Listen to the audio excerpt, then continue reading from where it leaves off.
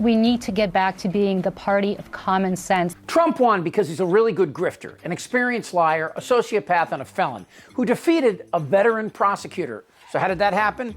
Well, Democrats shit the bed. And okay, now I'm a Democrat, and as a Democrat, I share the responsibility, as all Americans do, for what happened. I mean, we just handed over the nuclear codes to this guy. Boom like we've never boomed before. Frack, frack, frack like a duck. And as much as I loathe him, Trump is like the dog that takes a dump in your yard. You don't blame the dog, you blame the owners. And that's these guys. And the truth is, I might even be more pissed at the 100 million plus who couldn't even be bothered to vote. To them, I say, on behalf of both parties, go f yourselves. But there's two things here, and even though they don't have to be mutually exclusive, they currently are. In politics, winning is more important than policy. And that's what happened here. Trump's campaign was about scaring people, but offering zero real-life solutions. And to their credit, they recognize the Democrats' greatest vulnerability. We can't say no. I mean, for example, I fully support trans people, and I recognize that for hundreds of thousands of people, this is their lives. But that's not what the Republican message was. The transgender thing is incredible. Think of it. Your kid goes to school and comes home a few days later with an operation. The school decides what's going to happen with your child. And you know, many of these childs 15 years later say, what the hell happened? Who did this to me? Now, that's not only a lie, but it scares the shit out of people who only watch Fox News. How should the Democrats have dealt with something like that? How about their brains? In 2021, insurance data estimated 4,200 American adolescents began hormone therapy for gender dysphoria, more than double the number from 4 years earlier. Now, I don't think most Americans agree that a parent should be able to do that. But instead of debating that, Republicans doubled down with the lie that Democrats wanted to remove a kid's sex organs at school. How fucking crazy is that? What should Democrats have said? I don't know. How about we disagree with parents giving children hormone therapy, the same as we disagree with parents forcing teenagers who are gay to take religious-based conversion therapy? We lost control of the messaging, which in politics is the same thing as losing. Julie Roginski, I want to go to you on this because, of course, he is making the speech at the White House against this backdrop of a lot of finger pointing right now in the Democratic Party. Some who are saying, look, had President Biden not announced, to try to get reelected, and we all know how that transpired later on, perhaps this wouldn't be the situation. And we'll never be able to know, right? What do you say to that? I'm going to speak some hard truths to my friends in the Democratic Party. This is not Joe Biden's fault. It's not Kamala Harris's fault. It's not Barack Obama's fault. It is the fault of the Democratic Party in not knowing how to communicate effectively to voters. We are not the party of common sense, which is what the message that voters sent to us. For a number of reasons. We don't know how to speak to voters. When we address Latino, and language has meaning. When we address Latino voters as Latinx, for instance, because that's the politically correct thing to do. It makes them think that we don't even live on the same planet as they do.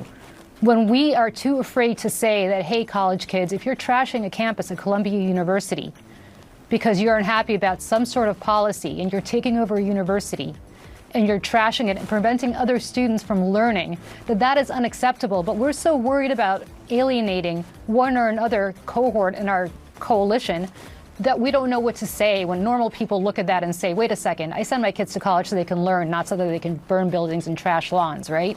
And so on and so forth. When we put pronouns after names and say she, her, as opposed to saying, you know what, if I call you by the wrong pronoun, call me out, I'm sorry, I won't do it again. But stop with the virtue signaling and just speak to people like they're normal. There's nothing I'm going to say to Shermichael that I'm not going to say to you, that I'm not going to say to somebody else. I speak the same language to everybody.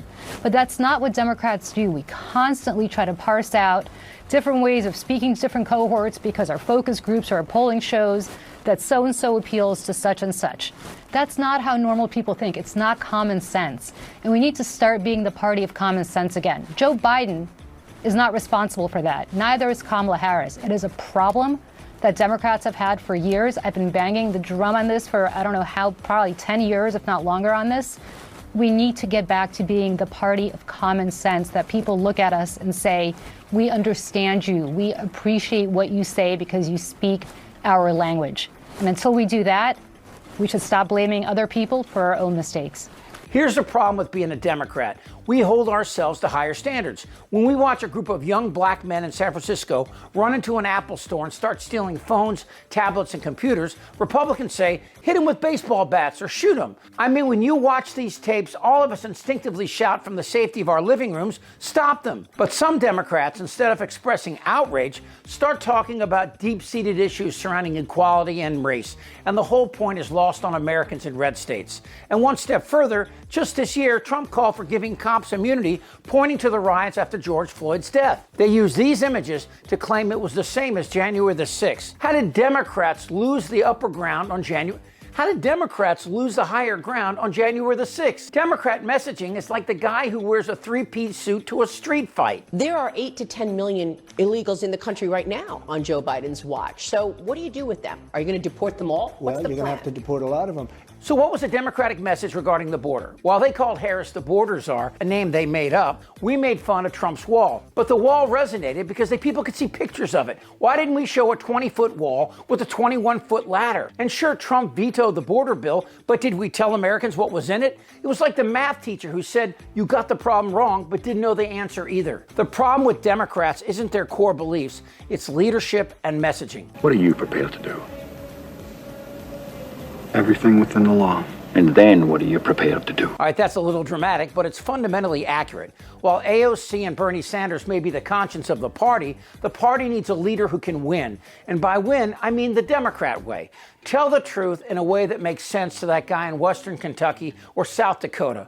We don't want to tax you or force trans men to be on your daughter's swim team or allow MS-13 in your schools. It's not that we need to dumb it down for these guys. We need to simply answer their questions. For example, explaining climate change to people without science is like explaining the correlation between sunlight and skin cancer. It's not a thing until it is. And that's a real challenge. But explaining climate change to farmers that it will kill their crops, or to coastal cities that hurricanes and floods are increasing in frequency and intensity, well, that's common sense stuff. And as bad as Trump will be, and it will be bad, there's a lesson here that we can apply in the midterms and again in 2028.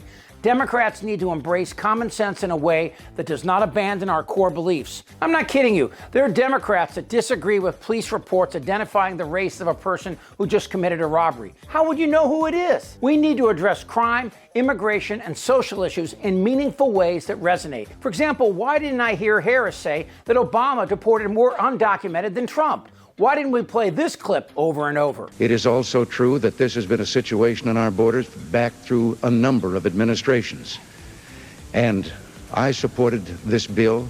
I believe in the idea of amnesty for those who have put down roots and who have lived here, even though some time back they may have entered illegally. This wasn't a Republican victory. It was a Democratic defeat. And we should begin the transformation from the party of the people to the party that wins so we can protect the people. For example, why didn't Harris say every time she was near a mic that no one in America who made less than $400,000 would see a tax increase? It seems insane that we lost to this guy, but the truth is we didn't. We lost to this. Biggest thing is the immigrants. The border. The illegals. So what if he wants to grab pussy? And while these people sound unsophisticated and coarse, so is Billy Carter and Roger Clinton. And what does that say about us, the intellectuals, if we can't convince this guy there's a better way to build America? You don't win elections with big words. You do it with common sense. Damn right. This is not a normal election. Whether the women like it or not. Suck my fat one. Who's with me? Yes! Tick-tock, mother... They're eating the dogs.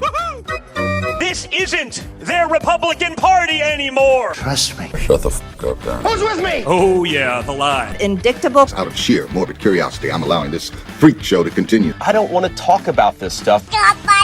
Am I wrong? Yes! Tick-tock, You're in a lot of trouble, Donnie. I think he's crazy. I'm Chip Franklin.